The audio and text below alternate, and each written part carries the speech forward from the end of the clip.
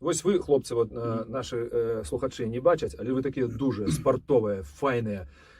Не було у вас такої думки зробити тут партизанський отряд і поїхати в Білорусь змагатися супроти амапаўцаў, наказувати суддів, так далей. Ну, що ж це треба робити? Ці були такі думки? Я не веду, я так з неба взяв зараз эту думку, ну, бо у мене весь час боротьба йде поміж собою, що, ну, що ж я тут роблю? Треба нешта робити, треба знову вертатися, переходити межу і наказувати. Щось треба робити, треба підтримка фізична нашим людям, які сидять за кратами, яких збивають наших жінчин і так далі.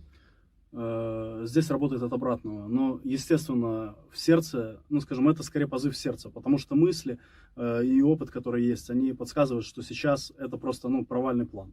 Да, то есть с такими планами обращаются в основном молодежь, которая там не имеет столько опыта, перейти там границу и, собственно, и что? То есть поддержки от народа нет сейчас. Ну, добре, это провальный план. Який має бути другий план?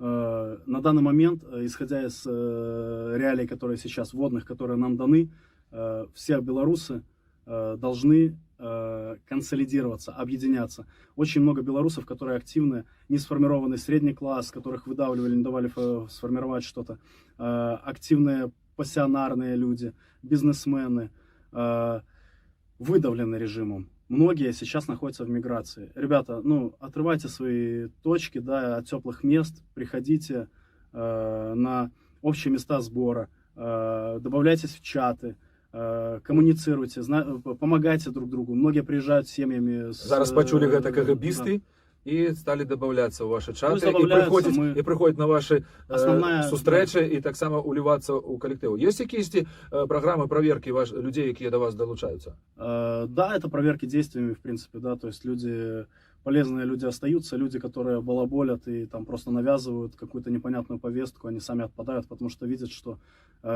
ЦРУ деньги не заносят, как бы компроматика особо нет, люди о чем говорят открыто, то и делают, вот, ничего не скрывая.